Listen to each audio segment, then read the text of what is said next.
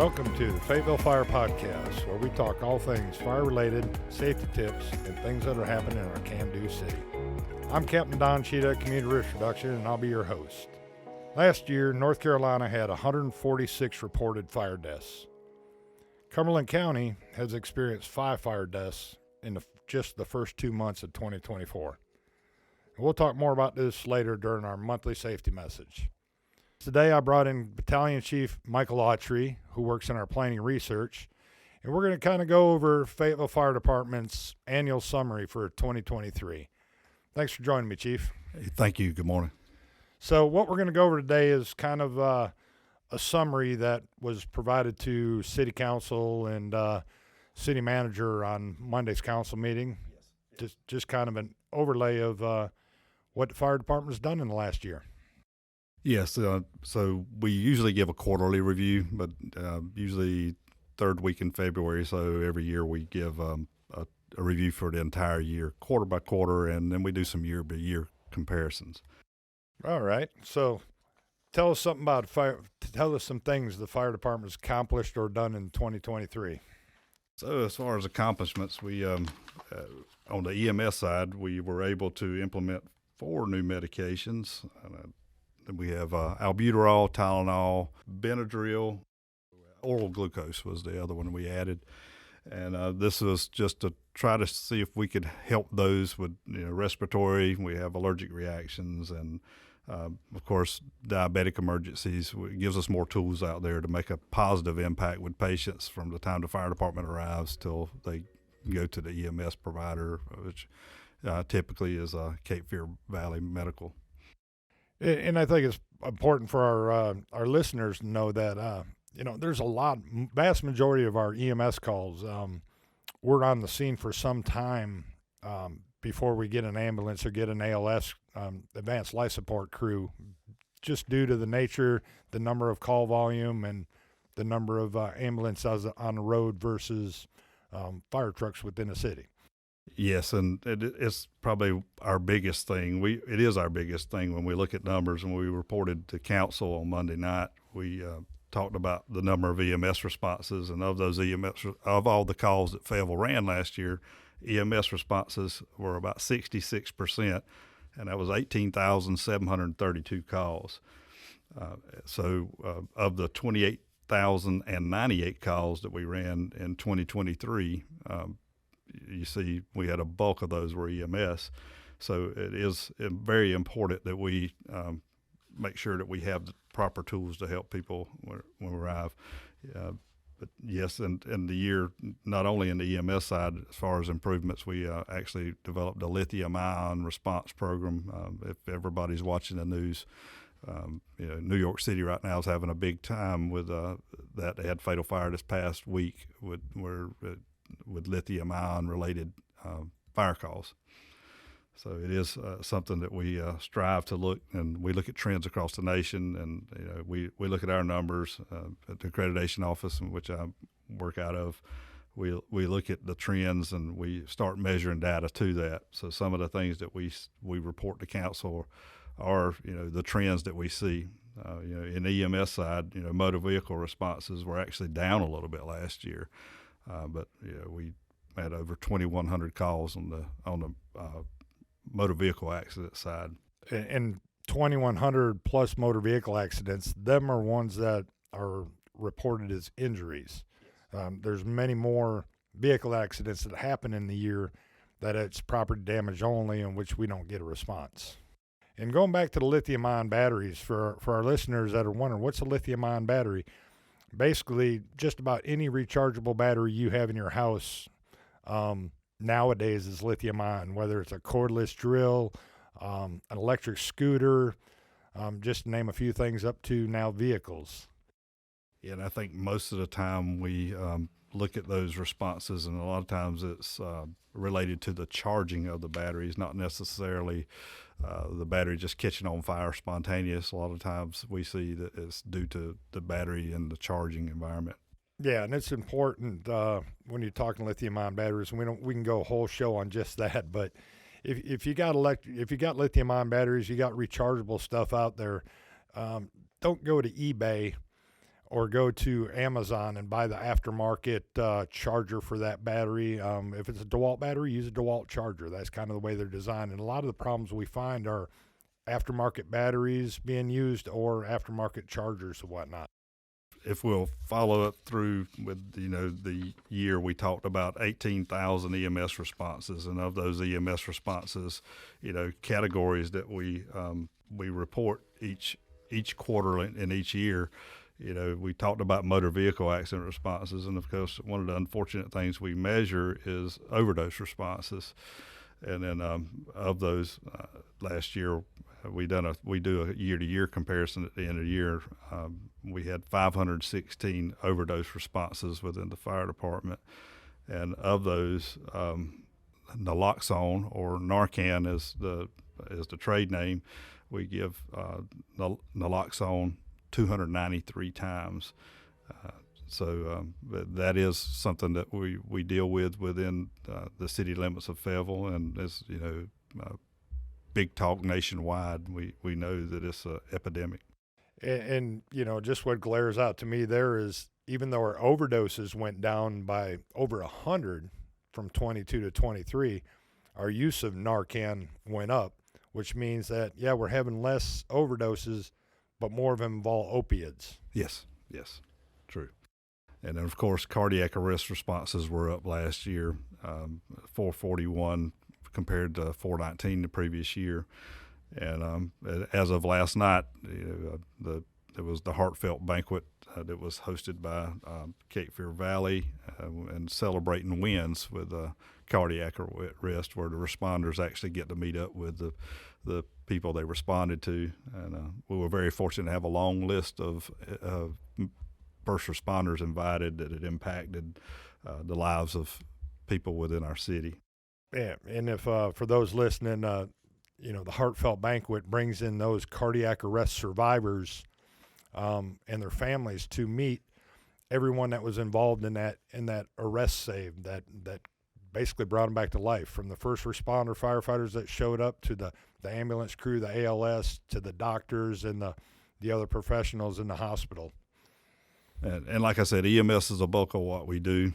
We are called Fayetteville Fire Department, so on the fire side, we measure a lot. We measure so many different things. It's not just about one type of fire or one thing, but our office is challenged with reporting many different things, and Chief Alvarez spoke of all these on Monday night. So total fire responses for Fayetteville Fire Department last year were 1,716, which was down a bit from previous year and significantly up from 2021. But of those, 390 were of structure fires, and that would be everything from storage building, commercial building, to residence. So when we're looking at those, but a lot of the things that we do measure that people may not do in the community risk reduction side, we look at the percentage of fires that start in a kitchen. Yeah. So we go through all this information, and last year 29.87% started in the kitchen. And if you look 2 years ago, that's about 17% less than 2 years ago. So we're hoping that our community risk reduction efforts in that area are actually helping us drive these numbers down. And I look at it, and I work in community risk reduction, funny enough, but almost 47 in 2021. Almost 47% of our structure fires started in the kitchen. Of course, 2021, we're still in the middle end of the pandemic. We still had a lot of people at home, a lot of places not open to eat and whatnot. So we relate that to having a lot more people spend a lot more time in the kitchen. But still, in 2022, as we're getting back to normal, we're just short of 32%, and we brought that down to just short of 30%. So even a 2% incline, that means you folks out there are standing by your pan a little bit more often. Yes, definitely. Definitely. Unfortunately, we did suffer some fire fatalities in the year in 2023. We had 3 last year, and those are always hard calls for our responders. We're geared up to save lives, and prevention helps make these zeros down the road. Yeah. But accidents do happen. And during the year, we also measure and all this correlates into a larger picture, but the percent of fire that's confined to the room that it originated in. So last year we had some success of confining of these fires. We confined 61.04% to the room of origin, and that's significant, and that's measured by having very well trained firefighters, the right amount of firefighters there at the right amount of time, and it all starts with that early detection of a fire, having a smoke alarm that goes off, getting to 911, calling 911, getting the proper equipment on the road, and the properly trained people showing up and keeping it at the most minimal area we can. So to see 61% confined to room of origin is actually better numbers than we've seen over the last previous 2 years. Yeah, and that's to make more layman's terms. I've done a lot of fire investigation in my time and a lot of fire investigation training. And a typical room, say a bedroom or a kitchen, you can go from a small fire in a wastebasket or a small fire in your cooking pan to the full room involvement in 3 to 5 minutes with today's furnishings and everything else. So for your viewers, you have a fire in your bedroom, and within 5 minutes that entire room is engulfed in fire. We're doing a great job 60% of the time of getting in there and stopping it before it gets out in the hallway, gets in other rooms and other parts of the building. Yes, exactly. We measure so many different things, and we talked about, dollar loss versus save ratio. Our save ratio, based off the value of fire, is we have a 94.5%, a little better than 94.5% save ratio, meaning that of the value of the property. Usually we're looking at, less than 6% loss. And that, to me, means that we're getting in there and getting the job done. And how do we do that? So part of that is measuring our times, and we measure our times when we report our times.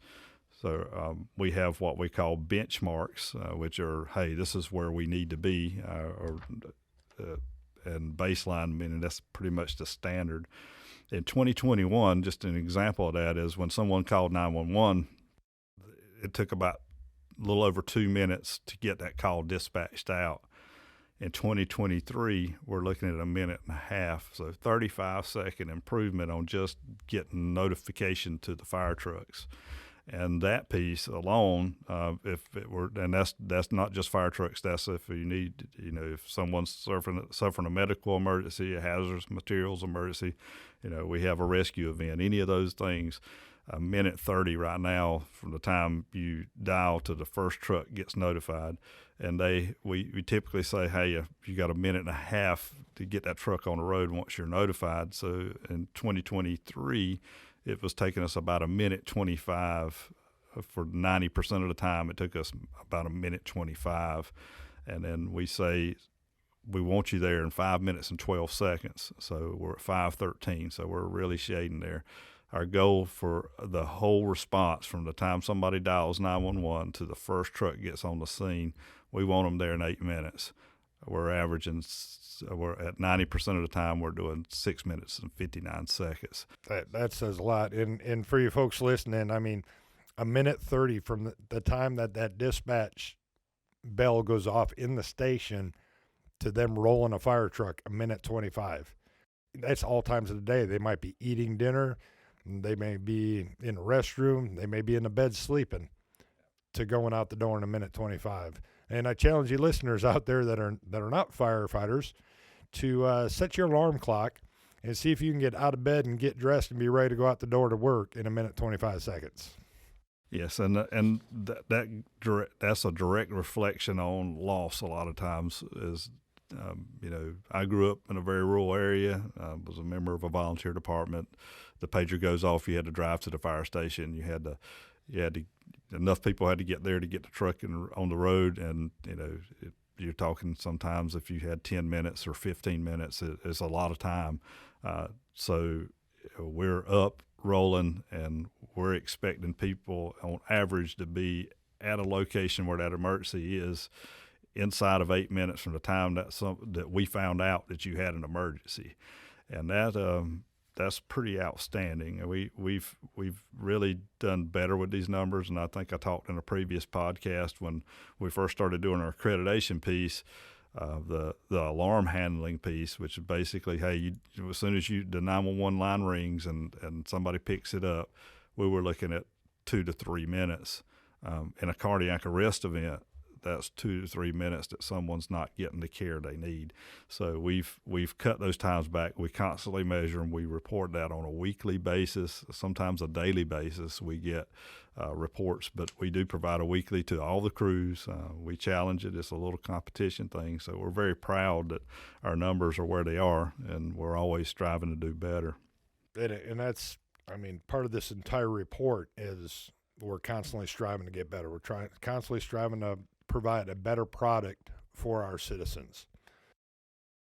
We were talking about fires and dollar save ratio, so just short of 95% of dollar saved. So kind of how that works is we take the total value of a structure or vehicle and then subtract an estimated damage. One thing that stuck out to me, so last year we had a total fire loss of just over $10.5 million. A couple things that struck me was $1.5 million of that was just vehicles.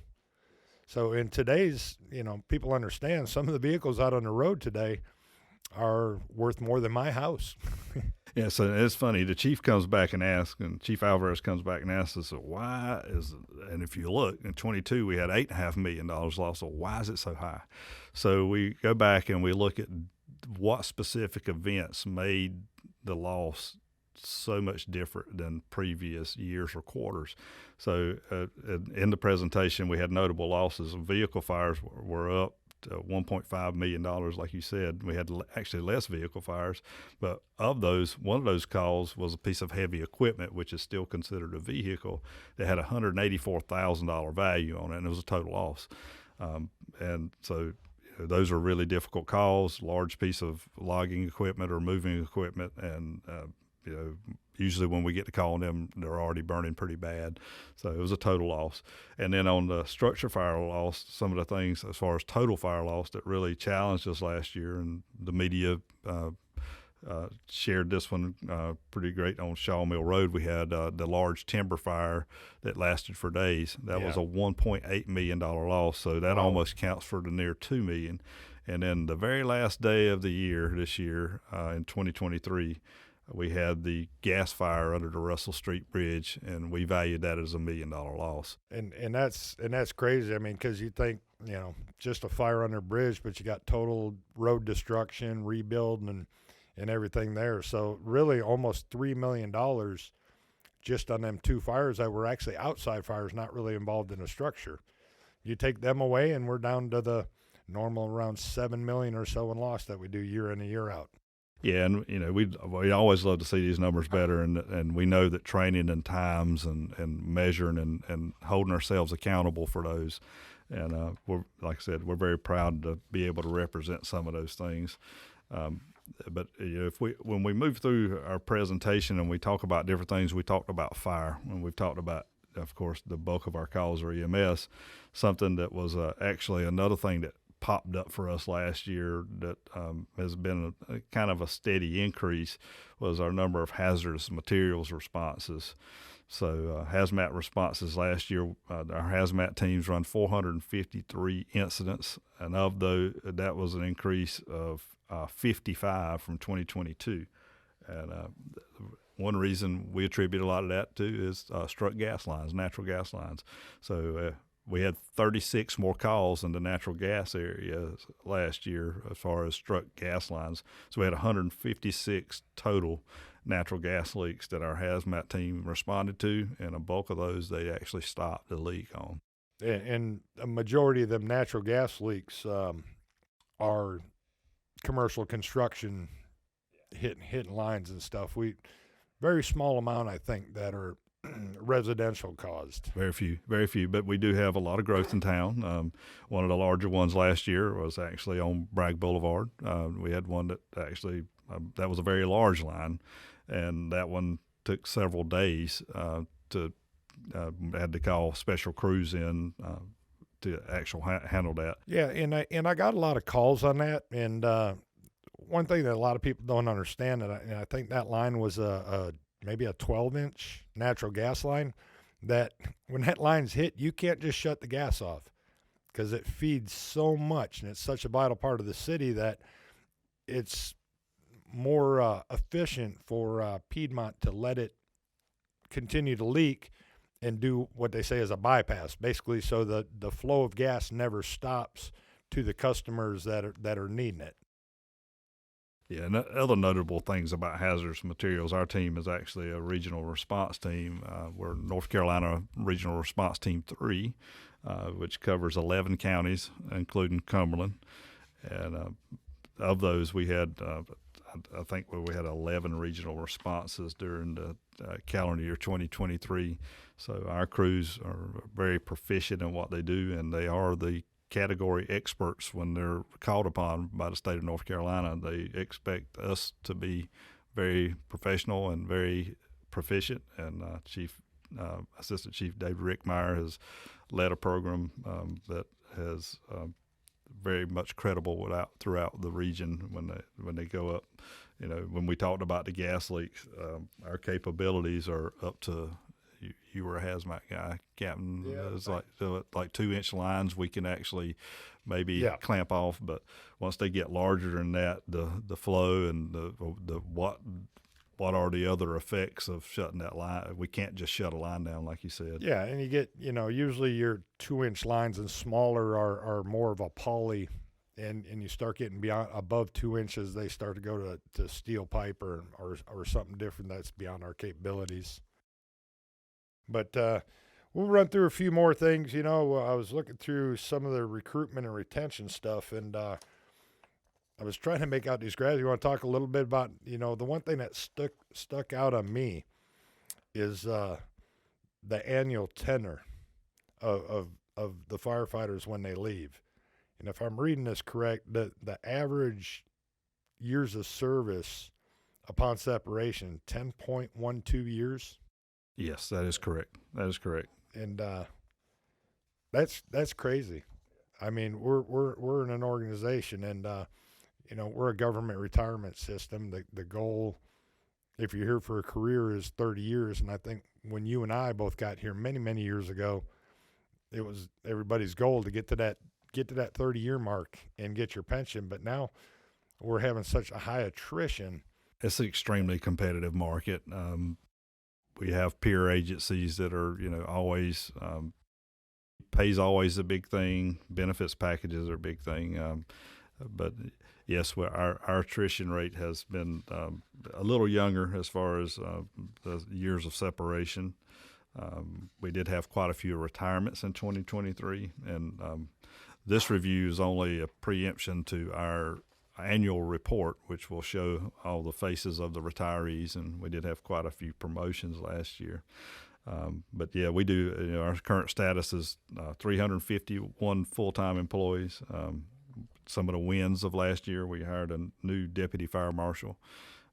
We brought in 33 firefighters, new hires to replace vacancies, and we worked through our certified lateral program and brought 7 of those 33 were actually certified coming in.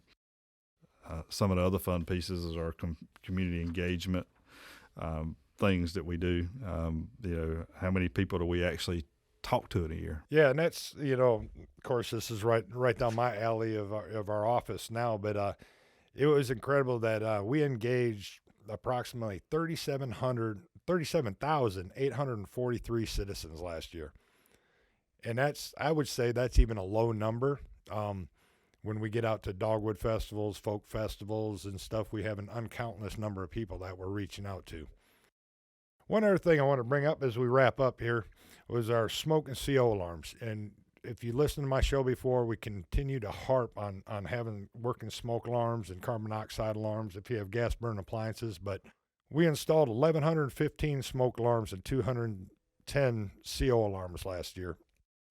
But the number that stuck out to me was out of 711 fire incidents that occurred in a residence, 652 times, or about 92%, just short of 92%, the smoke detector alerted the occupant, and the occupant responded. That is great, 92%, but that still leaves us with 8% to improve on.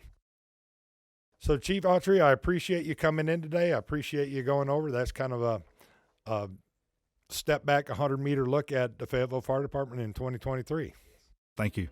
And if you want to look at some interesting data, you can go to our website, at Fayetteville Fire Department Resources, look at statistics, and we have some charts. They run a 7-day average, and you can look over that, and we're happy to share it. Thank you. Back to our safety tip of the month. I cannot harp enough on fire safety. Out of them fatalities last year, 146 in North Carolina, 84 were individuals that were the age of 50 years or over. So over half are older population. Have working smoke alarms. 40% of fatal fires in the United States occurring in households still do not have working smoke alarms. Ensure you have a smoke alarm on every level of your home and a minimum outside each sleeping area. Check your smoke alarms regularly. Once again, at a minimum, check them twice a year. We're coming up on daylight savings times. That's a good time to remember. Check your smoke alarms, check your batteries. Teach your children what a smoke alarm sounds like and what they should do. And just having smoke alarms ain't enough. If you joined us last month, there was a multi-fatal fire in St. Paul, Minnesota with working smoke alarms. You got to have an escape plan. The smoke alarm is going to alert you early, but you need to have a plan on how to get out of the house. Have two ways out. If you can't go out your bedroom door and down the hallway to the front door, shut your bedroom door and go to the window. That's going to give you that much more time. And if you're not capable physically of climbing out a window, just shutting your bedroom door, opening your window and hanging out is going to give you that bought time until the fire department arrives and gets you out of there. And once you're out of the house, please, please, please stay out. Fayetteville City residents, go to fayetteville.nc.gov/smoke alarms, and there's a form you can fill out, and we'll send one of our crews by, and we'll check your smoke alarms and make sure they work. If you're a county resident or you're not sure which fire station serves you, you can go to cumberlandcountync.gov/emergency services/fire-marshal. Scroll down, they have a fire station lookup. You can type your address in, they'll tell you exactly what fire station serves you and all the contact information. Please, please, please reach out to your fire departments. Let us come check and make sure you have working smoke alarms. Thank you for joining us on the Fayetteville Fire Podcast. Be sure to subscribe to Radio Fayetteville on your favorite streaming platforms to listen to all our podcasts. Next time, we're going to talk about something that's fire related. I'm not going to even give a topic this month because I'm not sure what next month's topic will be, but it'll be related to fire service and Fayetteville Fire Department. Until then, be safe.